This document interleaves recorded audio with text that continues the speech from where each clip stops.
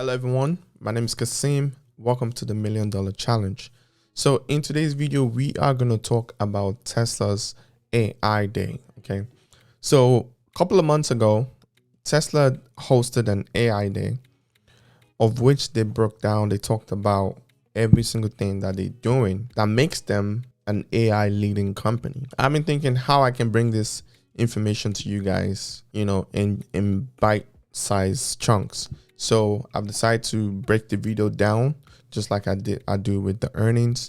Yeah, we are going to do a breakdown of how the car drive itself, because I think most people don't actually take the time to listen to some of the things that the actual company itself is saying. What they're telling us that they're going to do, they've been saying this for years and they've accomplished every single thing they've set out to do. Sometimes people believe them and sometimes people don't. So I do my part to just bring the actual information from the company itself. That's like most of my Tesla content is mainly geared on the actual things that the company either is doing, have done, are talking about doing, stuff like that, directly from the source. So these are some of the things that forms my thesis on the investment. So what we're going to do today is we are going to start with the first part, which is basically Elon introducing some of the speakers, and one of the speakers will start talking about the things that they're actually working on. So yeah, with that being said, let's get right into it. So before we get right into the video, I would like to say, please take a moment to check out what I'm about on this channel. If you like my kind of content, the goal of the channel is to get my money up to the first million. And I'll show you my process of doing that. That is the goal of the channel. I'm typically a dividend investor. I trade stocks, but not right now. And I also do business. I'm in business. I'm into Turo. So I'm going to be bringing all those type of content to you. So we're going to jump right into the video and we're going to check out what Tesla have to say. This segment is actually going to run maybe about 15 to 20 minutes or so. I'm going to try my best not to interject too much, just because I'm not an expert at all the technical things that we're going to learn today. While I edit the video, if there's important technical part of the video, I'll Google it. I'll put a definition right on top of the screen so you guys can get the information, like I always do with most of my videos, trying to bring as much information as much as possible. So let's get right into the video. So here we are. This is the video here, right here. And we're just going to start it and hear what the team have to say. Hello, everyone. Sorry for the delay. Thanks for coming. And sorry, I had some technical difficulties.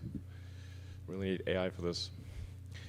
So what we want to show today is that Tesla is much more than an electric car company, that we have deep AI activity in hardware on the inference level, on the training level, and basically, I think arguably the leaders in real-world AI as it applies to the real world.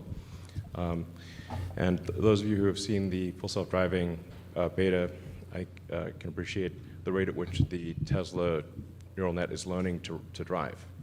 And this is a particular application of AI, but I think there are more applications down the road that will make sense. Dojo as a service. I'm going to put what Tesla means by Dojo as a service, the definition right here. Basically, Tesla would basically do the same thing that Amazon AWS is doing right now. Amazon AWS powers, a lot of companies, Netflix, Disney, a lot of companies. And, Amazon makes a lot of money from that side of their business. Elon's saying Tesla is arguably the leader in AI. I personally believe in, because I've yet to still find any interview that Elon lies about anything, because the man don't have any reason to lie to you. So, but anyways, let's get right into it. We'll talk about that later in the presentation.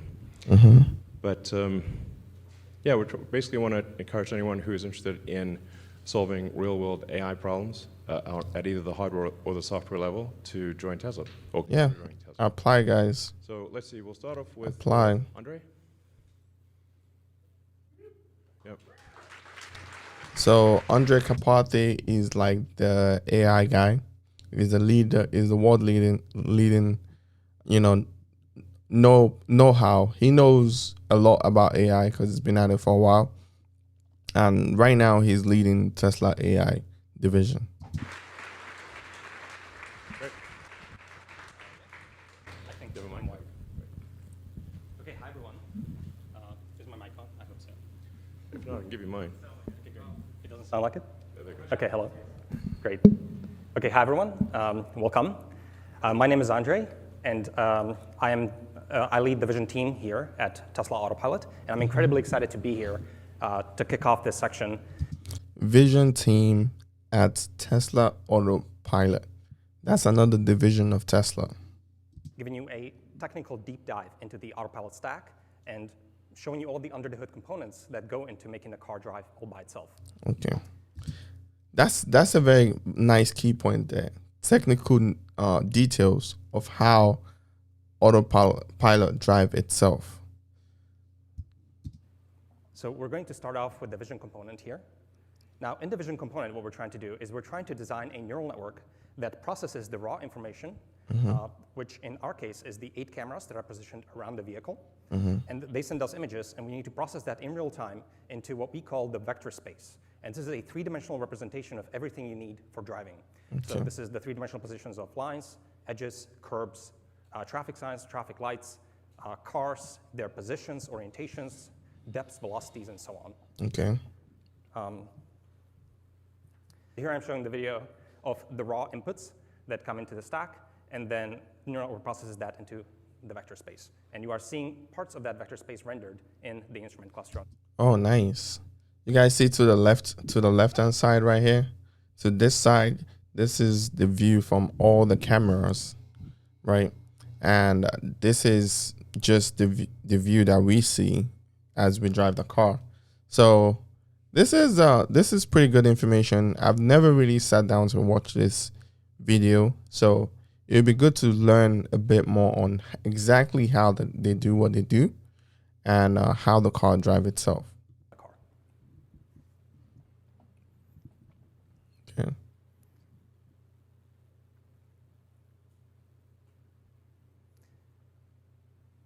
Now, Okay. what I find kind of fascinating about this is that we are effectively building a synthetic animal Cortex. from the ground up.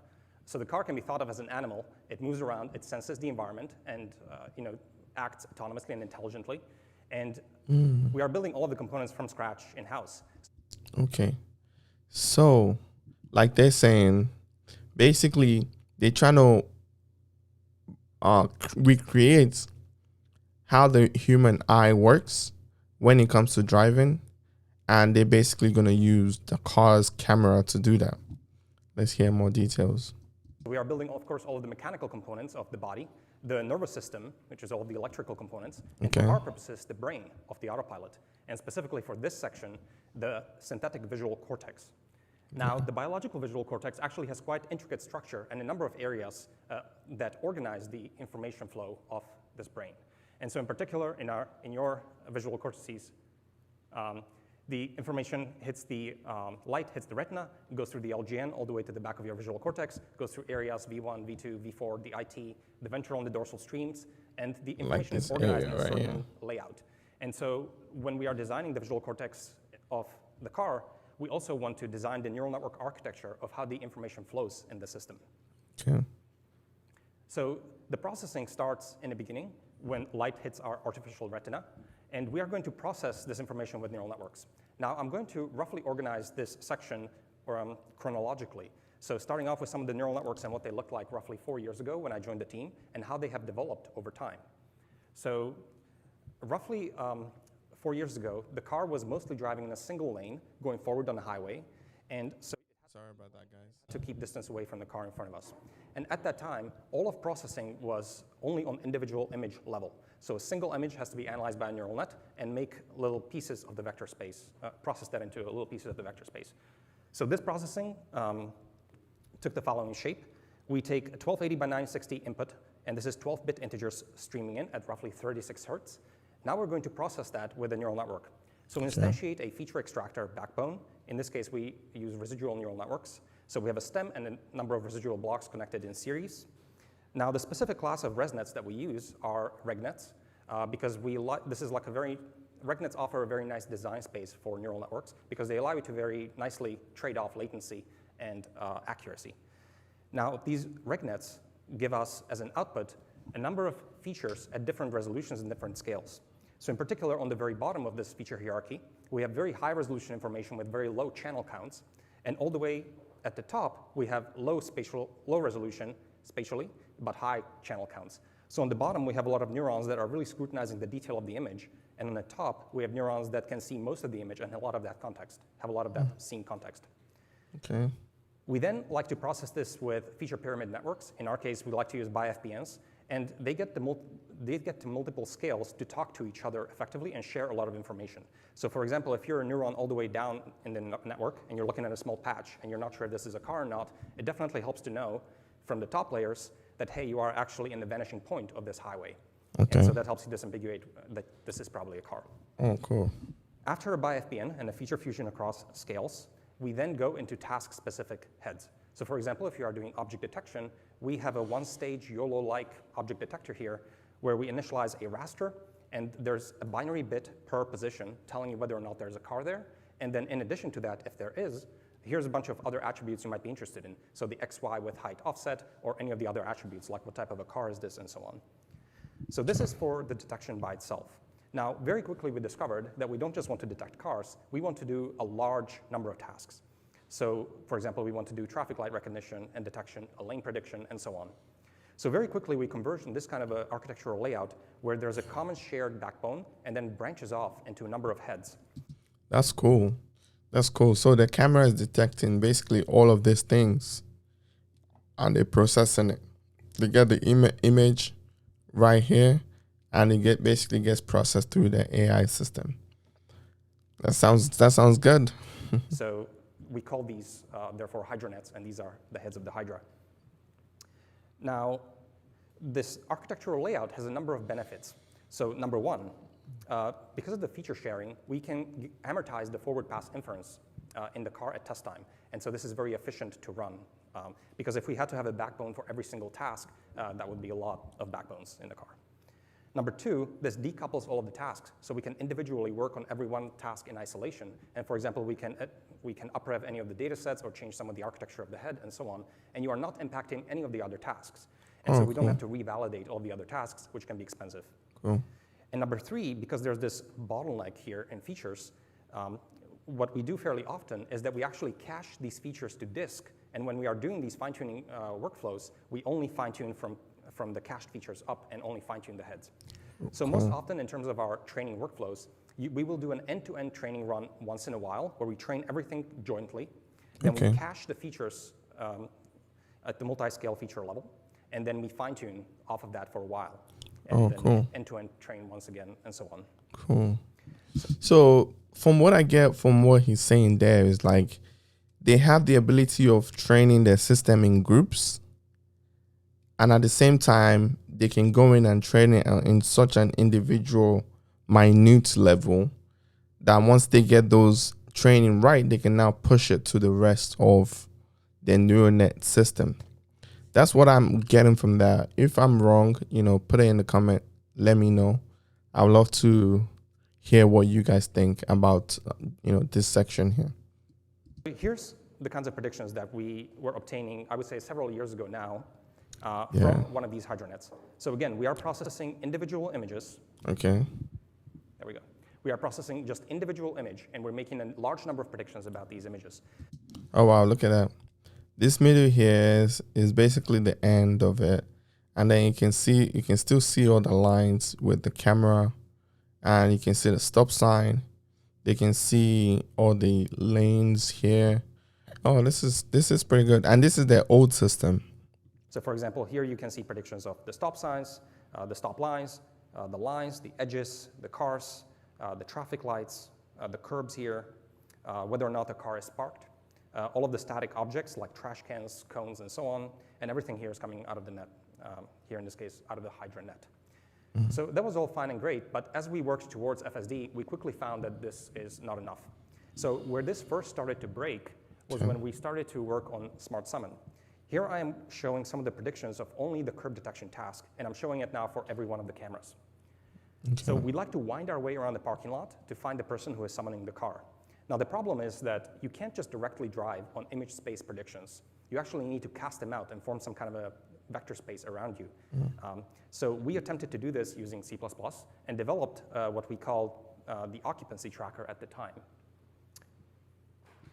So here we see that the curb detections from the images are being stitched up across camera scenes, camera boundaries, and over time. Now, there were two major problems, I would say, with this setup. Number one, we very quickly discovered that tuning the occupancy tracker and all of its hyperparameters was extremely complicated. You don't want to do this explicitly by hand in C++. You want this to be inside a neural network and train that end to end. Number two, C++ is a programming network, if I'm not mistaken.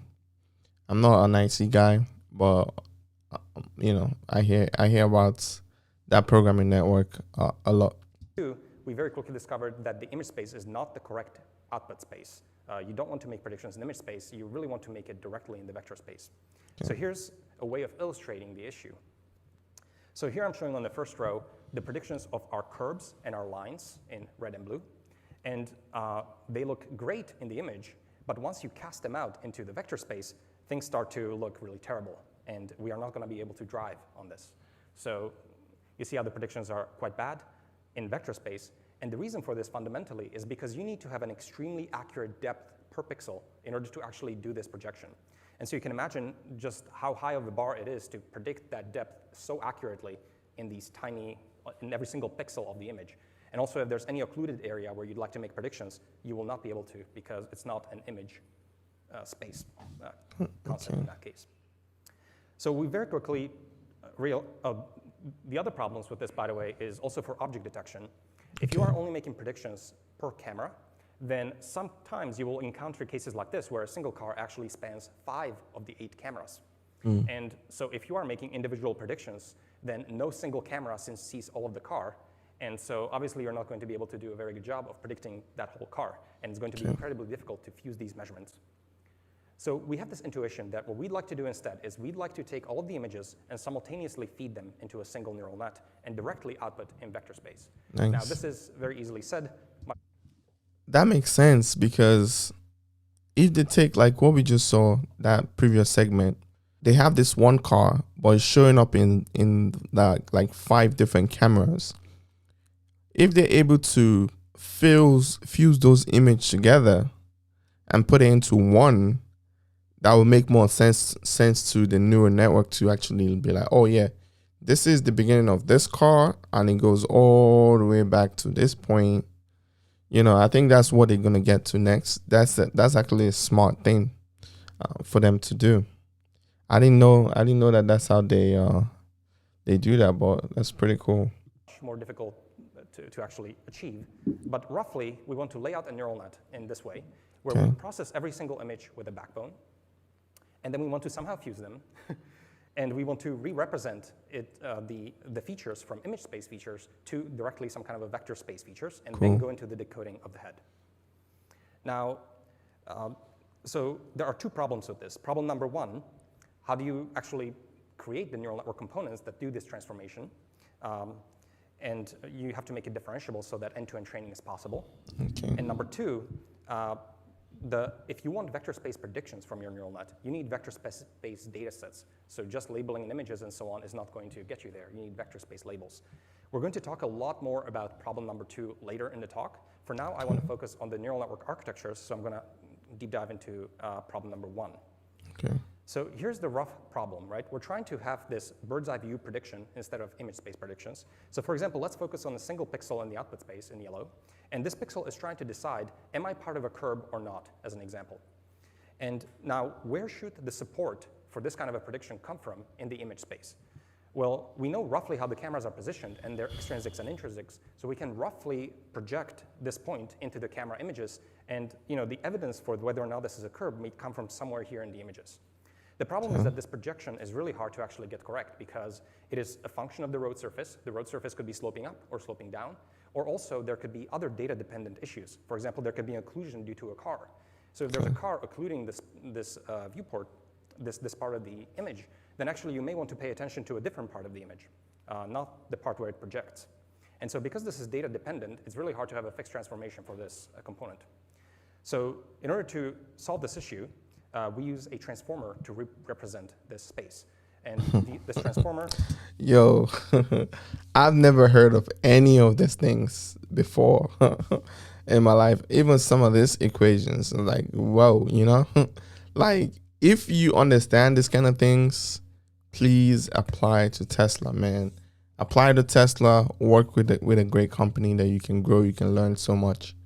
Like, wow, this is a lot of information that sounds like gibberish to a lot of us, but it's just still important to kind of watch, get some sort of idea of what it is.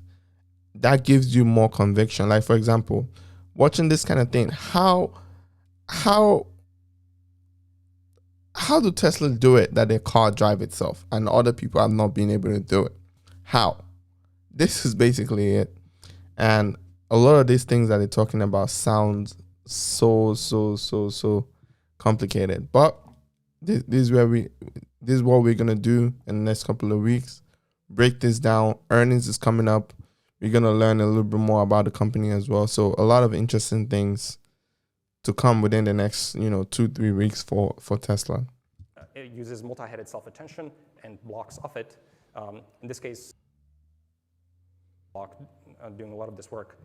And effectively what this does is you initialize a raster of the size of the output space that you would like, and you tile it with positional encodings with sines and coses in the output space. And then these get encoded with an MLP into a set of query vectors. And then all of the images and their features also emit their own keys and values, and then the query's keys and values feed into the multi-headed self-attention. And so effectively what's happening is that every single image piece is broadcasting in its key what is it a part of. So hey, I'm part of a pillar in roughly this location, and I'm seeing this kind of stuff, and that's in the key. And then every query is something along the lines of, hey, I'm a pixel in the output space at this position, and I'm looking for features of this type. Then the keys and the queries interact multiplicatively, and then the values get pooled accordingly. Jeez. And so this re-represents the space, and we found this to be very effective for this transformation. So if you... And all this stuff all works while the car is moving. Jeez. Do all of the engineering correctly. This, again, is very easily said, difficult to do. You do all of the engineering correctly. It's not even... Like, I would say maybe I get like 10% of what it's talking about in terms of the overall picture of things. They have a certain data set. The camera picks up certain data set. They impute those data set in a certain way, put it into their neural net, and the neural net tells the computer what to do. That's what I'm getting from this. If you understand it a little bit more, please put it in the comments so I can learn from you. I would really appreciate that. Okay, so that will be it for this section. Again, I don't want these videos to be long. It's just going to be quick, real quick, short, get an idea of what the company is doing. So this will be the first segment. So stay tuned for the next ones. So that will be it with this segment of the video. I hope you get an idea of what they are talking about in that section there. If you get it and you know a little bit more about what they're talking about in that section, drop it in the comment so you can educate me a bit more. But the general idea of what they're talking about, I get it. So I'm going to be doing more of these videos coming up because this is actually a 2.5 hour video that I'm going to break down and just bring it to you guys in chunks. So if you like that, please consider subscribing. Until next time, see you later. Love you all.